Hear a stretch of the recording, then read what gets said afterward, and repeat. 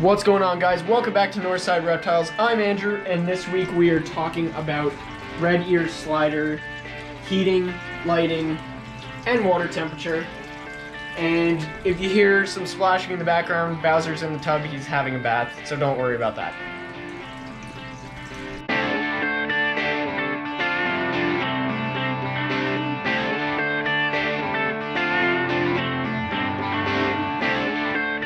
The first bulb we'll be covering today is their heat lamp, which it's actually a 50 watt we have in here, but I just have the box for 100 watt. And it's the Exoterra Swamp bulb. And this just provides heat. The only difference between this and a regular bulb for reptiles is this can handle splashing or water being on it so that it doesn't break like a regular bulb does. And we'll take a little shot of the temperature underneath the bulb so that you guys can see what it's like and how hot it is. I don't know if you guys can see this, but the heat is about 110. Red ear sliders do like the heat just above 100 for their basking temperature, so that's where you want to keep it. This bulb to the basking platform is just about 15 inches away, so that gives you an idea of the distance that the bulb has to be at when providing a basking spot for your turtles. So providing a heat bulb is very important for your reptile. It increases their body temperature because reptiles can't produce their own body heat, or very few actually produce their body heat. Tegus can produce body heat a little bit, but turtles cannot. So providing a heat bulb is very important, and it's also important to make sure it's around the correct heat. You don't want it too hot or your reptile can burn itself. So the next bulb we are covering is the UVB bulb, and we are using a ZoomEd bulb. It's a 10.0. Now, when reptiles can retreat away from the heat, you can increase the wattage or the size UVB that you're using. So this is a 10.0. That's normally for reptiles from desert environments. But seeing as though turtles don't bask for long periods of time, they're mostly swimming in the water, it's better to go with a higher output of UVB. Now remember, the 10.0 bulbs produce 10% UVB, or UV, as opposed to UVA, which is psychologically better for your reptile. You can also provide 5.0 bulbs, which only produce 5% UVB, which are more for your tropical environment animals. And I just scared a turtle. You can also use linear fluorescent bulbs like we have in the water dragon and our tegu cage, but for this it's just better to shoot the UVB in one area where they normally bask. You want these areas to be in the same spot so that when they're basking they also get the beneficial aspects of the UVB. Now UVB helps the animal digest its food and process calcium that you should be putting on your insects or in their food diet that we have. We also give them a calcium bone that I'll provide a video of quickly right now. So this is a supplement for calcium for your turtles. There's actually one underneath here. And they just float in the water, or you can get clips that clip onto the side of an aquarium. But this is way too wide for most clips for them. They're more designed for the glass. And they just float in the water, and your turtle will eat off them when they need the added calcium. So water temperature is very important when you are dealing with turtles. We try to keep the water around 80 degrees. It can fall a little bit below that. They don't really seem to have a problem with that, but we do try to keep it at 80. We do this by having an aquarium heater underneath the water. And this is an example of one. It's just a regular aquarium heater, but it is for only a 26-gallon tank, so this isn't the exact same one. This one's a lot bigger. And this one's for about a 264-gallon tank.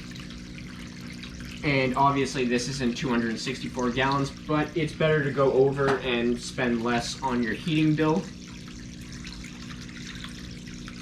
And that's pretty much it for water temperature. They have a, as you can see, the little red dial. Hopefully you can see that. There's a little red dial on the top with a blue section underneath, and that just rotates, and you can adjust the temperature accordingly, and it should regulate it by itself. So Brooklyn freaked out that Bowser fell out of the tub. Just wanted to give you guys a quick shot of him in the tub. Now back to the turtles. So when caring for turtles, it's pretty easy with temperature. You don't have to deal with humidity. You just have to deal with water temperature and heating and lighting. I can try and give you a shot. This is a dual lamp. I'm pretty sure Thrive makes that. That's a PetSmart exclusive company. So if you like using PetSmart, you can use that. You basically just put one bulb in one fixture and the UVB in the other. You do want to be cognizant of the fact that if you buy a regular bulb so the heat is spread out, it might overpower the UVB so it overheats and breaks. I've had this happen with a nighttime bulb. You probably should just get one that focuses the beam a little bit more so that it doesn't spread it out all over and the UVB bulb lasts for a lot longer, it doesn't overheat. Now with the night bulb that we have for the other reptiles, these guys don't really need a UVB. These guys don't really need a nighttime bulb because of the temperature we have down here. It stays around 75 degrees, so that's a pretty good nighttime temperature for them. If your house falls below the 75 degrees or the 70, I feel like would be a lot lower range to that. So if it falls below that during the night, you might want to have a nighttime bulb so that these guys don't get too cold. But they mostly hide in the water at night. You'll see them in these plants kind of hiding, just peeking their nose up every once in a while. Just the heater will be enough for them.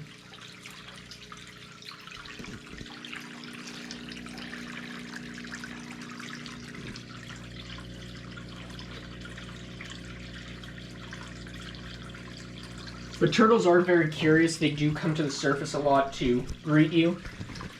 If we just sit here, they do eventually find their way over. Of course, now that I say that, they don't actually come over. Sorry about the dirtiness of the tank. But as you can see, they come up and they do greet you when you come down. If your turtle is sitting on the basking platform and you come down the stairs and they jump into the water, that's very common. They don't feel very safe on land. I haven't found a way to stop them from doing this. It's really in their nature to do that. So Bowser's trying to get out of the tub again.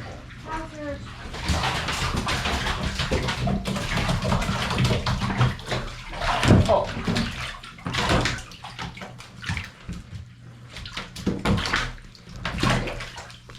So this is when I know Bowser's done in the tub. He doesn't like to deal with it much longer. So I'm just gonna throw him back in the tank and we can end this video.